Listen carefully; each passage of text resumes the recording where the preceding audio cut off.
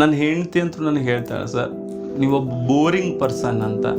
ನಾನು ಅಲ್ಲಿದ್ರೂ ಕ್ವಶನ್ಸ್ ನೋಡ್ತೀನಿ ಸರ್, ಸ್ಟುಡಿಯೋದಲ್ಲಿ ಮನೆಗೆ ಬಂದ್ರೂ ಕ್ವಶನ್ಸ್ ನೋಡ್ತೀನಿ, ನನ್ನ ಮಗಳನ್ನ ಮಾತಾಡ್ತೀನಿ, ಸ್ವಲ್ಪ ಆಟ ಆಡ್ತೀನಿ, ಮತ್ತೆ ಬಂದು ಕ್ವಶನ್ ನೋಡ್ತೀನಿ. ಸೊ ನನಗೆ ಒಳ್ಳೊಳ್ಳೆ ಕ್ವಶನ್ಸ್ಗಳನ್ನು ಹುಡುಕೋದೇ ನನಗೆ ಎಂಟರ್ಟೈನ್ಮೆಂಟ್ ಸರ್. ನನಗೆ ಯಾವುದೋ ಒಂದು ಒಳ್ಳೆ ಕ್ವಶನ್ ಸಿಕ್ತು, ಅದನ್ನು 2 ಲೈನ್ ಮೆಥಡಲ್ಲಿ ಅದನ್ನು ಶಾರ್ಟ್ಕಟ್ ಕಂಡು ಹಿಡಿಯೋದು ಸರ್. ಇದು ಸಮುದ್ರ ಸರ್ ಮೆಂಟಲಿಟಿನ ಸಿಲೆಬಸ್ ಇಷ್ಟರಲ್ಲಿ ಮುಗಿಸ್ತೀವಿ ಅಂದರೆ ಅದು ಸುಳ್ಳು ಸರ್. ಅದಕ್ಕೆ 4 ಗಂಟೆ ಕ್ಲಾಸ್ ಯಾಕೆ ಅದು ಸ್ಟಾರ್ಟ್ ಆಯಿತು ಅಂದರೆ ಇದೇ ಕಾರಣಕ್ಕೆ ಸರ್. ನಾವೊಂದು ಕೋರ್ಸ್ ಮಾಡ್ಬೋದು, ಬಟ್ ಅದನ್ನು ಕ್ವಶನ್ಸ್ಗಳು ಹೊಸ ಕ್ವಶನ್ಸ್ಗಳನ್ನು ಕವರ್ ಮಾಡಬೇಕಂತಲೇ 4 ಗಂಟೆ ಕ್ಲಾಸನ್ನು ನಾನು ಸ್ಟಾರ್ಟ್ ಮಾಡಿದ್ದು. ಆಮೇಲೆ ರಿಪೀಟ್ ಆದರೆ ನಿಮಗೆ ಯಾವಾಗ ಒಂದು ವರ್ಷಕ್ಕೊಮ್ಮೆ ಒಂದು ಕ್ವಶನ್ ರಿಪೀಟ್ ಆಗ್ಬೋದು ಅಷ್ಟೇ ಸರ್. ಹಾಂ ಸರ್, ನಾನು ಈಗಲೂ ಸುಮಾರು 6 ವರ್ಷದಿಂದ ಮಾಡ್ತಾ ಇದ್ದೀನಿ. ಈಗಲೂ ನನಗೆ ಕ್ವಶನ್ಸ್ಗಳು ಸಿಗ್ತಾನೇ ಇದ್ದಾವೆ ಸರ್.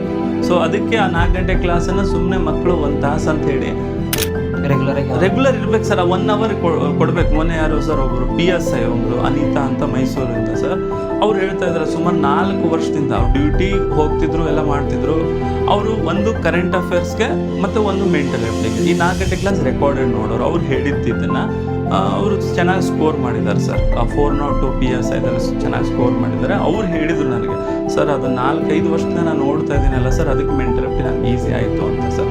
ಅಂದರೆ ಮೆಂಟಲ್ ಎಬಿಲಿಟಿ ಹಾಗೆ ಸರ್, ನೀವು 1 ತಿಂಗಳಲ್ಲಿ 2 ತಿಂಗಳಲ್ಲಿ ಪರ್ಫೆಕ್ಟ್ ಮಾಡ್ಕೊತೀರಿ ಅಂದರೆ ಆಗೋದಿಲ್ಲ ಸರ್. ಅದಕ್ಕೆ ನಾನು ಮೆಂಟಲ್ ಎಬಿಲಿಟಿನೇ ಅಂದರೆ ಎಂಟರ್ಟೈನ್ಮೆಂಟಾಗಿ ಇಟ್ಕೊಂಡಿರೋದು ಸರ್.